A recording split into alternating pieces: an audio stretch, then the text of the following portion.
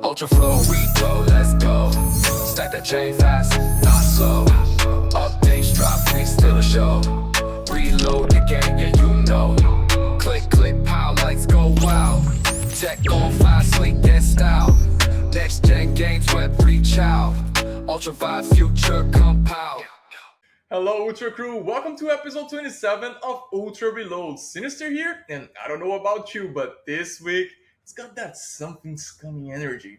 We're deep into May, and the Ultra ecosystem is feeling more alive by the day. New accounts, fresh energy, and that unmistakable buzz that you can't fake. You can feel it, something's changing. Maybe it's the quiet build up, or maybe it's the calm before the storm. You just know it's coming and ready to take us to the next level. It's definitely heating up. So, no games corner this week. We're keeping this one short, sharp, and straight to the point.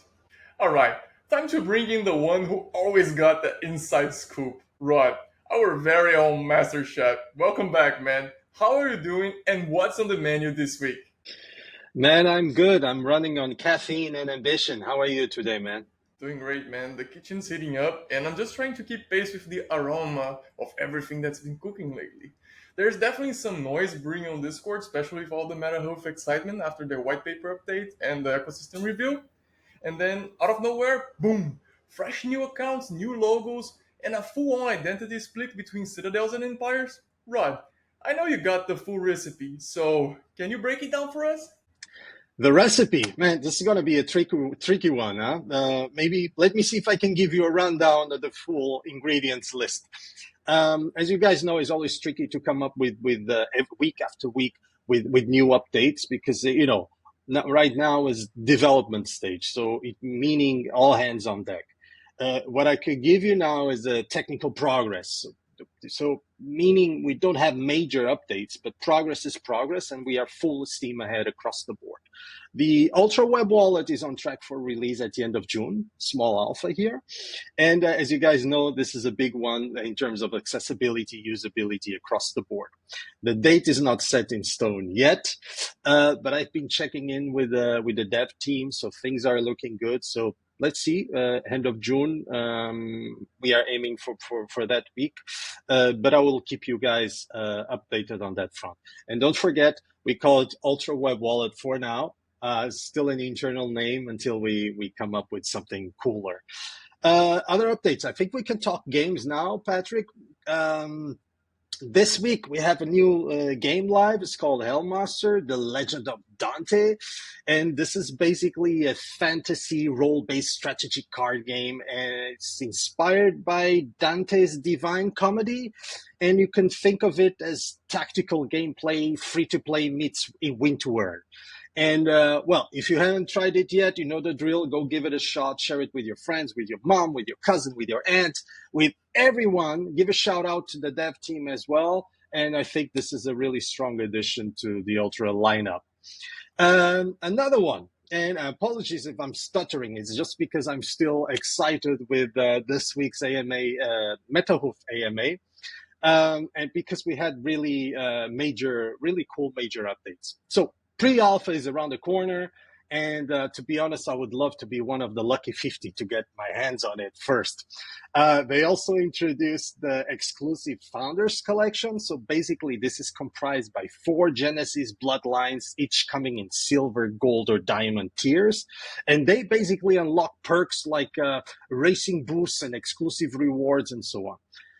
This is really exciting, and Paulo shared also some visuals of the cards and so on, some artwork, and man, it's looking exciting. Plus, the collection has a really strong utility and value prop, so I think everyone will be super happy with it. Other things that they dropped, other alphas. So they just announced the Ultra Web Wallet integration, meaning all the potential of the Ultra Web Wallet, including, mobile accessibility, will be in natively. Also natively, because some of you guys have been asking us, when is Ultra supporting browser games, or is Ultra supporting browser games? Yes, MetaHoof will have native support on our Ultra client I think this is awesome. Probably the first one, the first browser game coming natively on our client, and this will be followed up, as you guys know. It's not a competition, but kind of, but by Empires. So Empires will be the second game also supported natively on our client. Other small perks that Paulo dropped, they will have PWA integration, meaning you can play the game on your favorite browser. And and they dropped many other things like the white paper and other bits and pieces. So I'm really excited with this one. All things are really coming together. So I would invite everyone to keep an eye on their channels because more is coming soon. Last but not least, you've mentioned, Patrick, that you have seen some new channels here and there. And yes, I've been teasing that we would do a clear cut on AOM, on the AOM universe. So now we have two IPs, very clear brands, so Empires and Citadels. So both games now have fresh new websites and dedicated socials. You can check them out at playcitadels.com and playempires.com. So very straightforward. And you can also follow on Twitter or X at play_empires. And for Citadels, you can follow at playcitadels. So you don't miss a beat. I will also be sharing all the new socials probably under this video here, so that you guys don't lose track of them.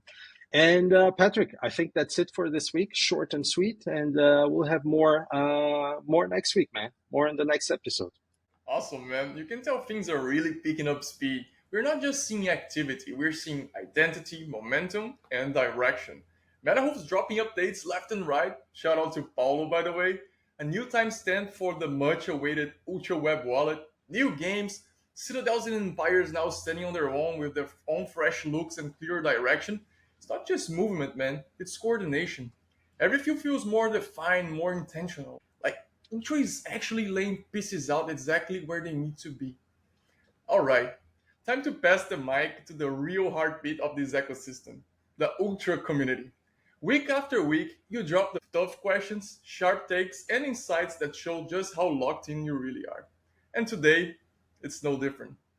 Rod, are you ready for this? Because once we start, there's no hitting pause, man. Let's see what the community's been cooking up this time. You know my mantra, man. I'm locked and loaded. Feel free to shoot. Okay, let's open things up with one of the pillars that helped shape Ultra from the very beginning, game tokenization. It's been a cornerstone idea since the day one, and now with Ultra 2.0 on the horizon, the community's asking, how's that vision is evolving? What's the vision for tokenizing real games in Ultra 2.0? Ultra 2.0, 3.0, the future of Ultra. That's a clever question. What's our stance on tokenization? And I think we are not about forcing tokenization. It's more about enabling it where it makes sense. Some games will be fully tokenized. Of course, we want to push this narrative, and others won't. And that's perfectly fine. Our goal is to support all types of games, tokenized or non-tokenized, with NFTs or without NFTs. For example, we could even aggregate other game store or other platform that has games that are not tokenized, and that's perfectly fine. At the end of the day, what we want to offer our developers, our partners, is tools to integrate ownership, trading, and on-chain logic where it adds real value. We are building this infrastructure that works for traditional titles. We give them a Web3 power experience and everything in between. And I always like to say it's not about hype. It's about choice, flexibility, and utility at scale. So to make a quick recap on this one, we are all in for tokenization, but we'll have both types of games, tokenized, non-tokenized. And at the end of the day, it's about giving developers options and possibilities and the tools for them to grow and to have choice and flexibility and utility. Yeah, man, that's what I like to hear. It's good to know that you're keeping the options open in terms of tokenizations, and seeing that vision evolve in a way that fits the future of Ultra just shows how forward thinking the ecosystem continues to be. Now, let's talk about evolution, past, present, and what's been refined along the way. As any real builder knows, vision adapts, and while Ultra laid out a big blueprint back in the day, what really matters is what's happening now. So, here's the ask. What's been cut, delayed, or expanded from the Ultra earlier roadmap? And is the old token flow article, including the one-click mining, is still a valid reference? That's a very clever question, man. Very specific as well. I'm not sure if I have that article in the back of my head right now, but I will try to wrap things up and give you the best answer possible. So, as mentioned before, we are currently pitching a bold new vision to investors as part of our upcoming raise. As Gus mentioned a few times, and I've also echoed, we are preparing for a major fundraise later this year, and with it comes a bold new vision of what Ultra will become and how are we aiming to disrupt the space. With it, big partnerships and new product developments are in the works, and we are aiming high and moving fast. I think I can squeeze in the tokenomics here because this is being reshaped to fit Ultra's future as a full stack platform, as the gaming OS. And this is evolving constantly and isn't ready to be shared yet because, as you guys know, timing and execution matter here. But to go back to the question, forget everything that wasn't delivered in the past. Old articles, old partnerships, promises, early concepts.